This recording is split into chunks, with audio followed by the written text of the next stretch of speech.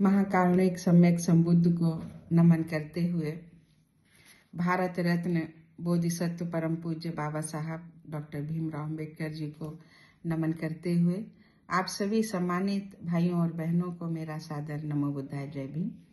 जैसा कि आप मुझे जानते हैं, मैं लखनऊ से संघ मित्रा गौतम, लक्ष्य कमांडर, भारतीय समन्वय संगठन लक्ष्य से।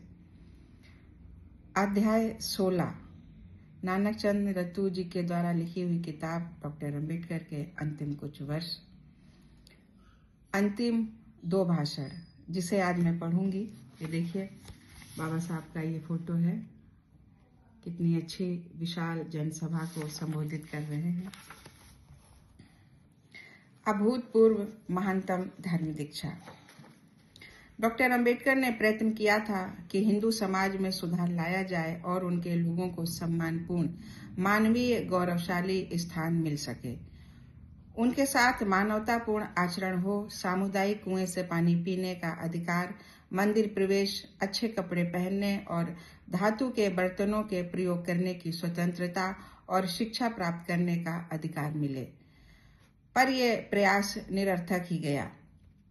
13 अक्टूबर 1935 को यवला सम्मेलन में, जिसमें विभिन्न विचारों के लगभग 10,000 अछूत शामिल थे, उन्होंने अपने लोगों से कहा कि अंतिम निर्णय लेने का समय आ गया है। हम हिंदू धर्म का परित्याग कर कोई अन्य धर्म ग्रहण करें जिसमें समानता का दर्जा मिले, सुरक्षित स्थिति हो और उचित आचरण किया जाए। अपने व्यक्तिगत निर्णय का संदर्भ देते हुए उन्होंने कहा कि दुर्भाग्य से उनका जन्म अस्पृश्य हिंदू परिवार में हुआ, जिस पर उनका कोई अधिकार न था। उन्होंने गरजते हुए कहा, पर मैं शपथ पूर्वक प्रतिज्ञा करता हूं कि मैं एक हिंदू के रूप में मरूंगा नहीं। अपनी प्रतिज्ञा को पूर्ण करने के लिए उन्होंने नागपुर में 14 अक्टूबर 1956 को बुद्ध धम्म अंगीकार किया। कुशीनारा के सबसे वृद्ध बौद्ध भिक्षु 83 वर्षीय महाथेर चंद्रमणि के हाथों उन्होंने बुद्ध धम्म स्वीकार किया। उनके साथ 4 अन्य काशाय चीवरधारी भिक्षु भी थे। बुद्ध धम्म स्वीकार कर लेने पर उन्हें कल्पनातीत संतोष और खुशी हुई, क्योंकि उनकी 21 वर्ष पूर्व ली गई प्रतिज्ञा फलीभूत हो गई थी। डॉक्टर अंबेडकर अब बौद्ध ने आह्वान किया कि जो लोग बुद्ध धम्म स्वीकार करना चाहते हैं वे खड़े हो जाएं। पूरी सभा, जो अनुमान से 5 लाख से अधिक होगी, पूरी की पूरी खड़ी हो गई। डॉक्टर अंबेडकर ने उन्हें त्रिरत्न, 5 शीलों और 22 प्रतिज्ञाओं की शपथ दिलाई। ये अभूतपूर्व महानतम धर्मांतरण था। ये विश्व इतिहास में अद्वितीय था और बौद्ध साहित्य में स्वर्णिम अध्याय था। बुद्ध धर्म और साम्यवाद। 15 नवंबर 1956 को काठमांडू, नेपाल में विश्व बौद्ध अनुयायियों का 4th सम्मेलन आयोजित हुआ, जिसका उद्घाटन नेपाल के सम्राट महेंद्र ने किया।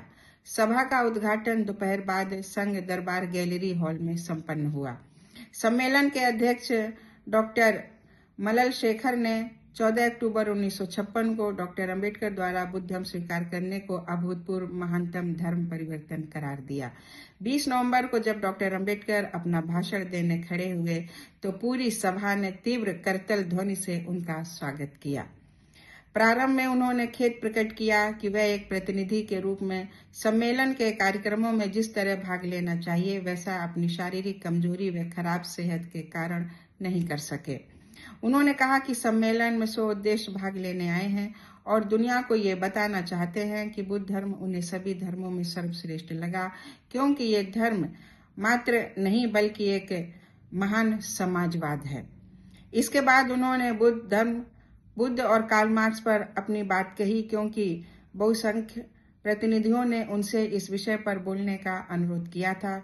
हालांकि पहले उनसे बुद्ध धर्म में अहिंसा विषय पर बोलने की प्रार्थना की गई थी। अपने भाषण के अंत में डॉक्टर अंबेडकर ने हर प्रकार से मार्क्सवादियों को चुनौती दी। हालांकि उनकी आलोचना अनुत्तरित रही, पर इससे बुद्ध धर्म और साम्यवाद के बीच स्वस्थ वाद विवाद की शुरुआत हो गई। देवदूत की तरह उनका ये कथन कि रूस में तानाशाही का अंत निश्चित है और इसकी शुरुआत के लक्षण दिख रहे हैं, सोवियत संघ के विखंडन के समय ही सत्य सिद्ध हुआ।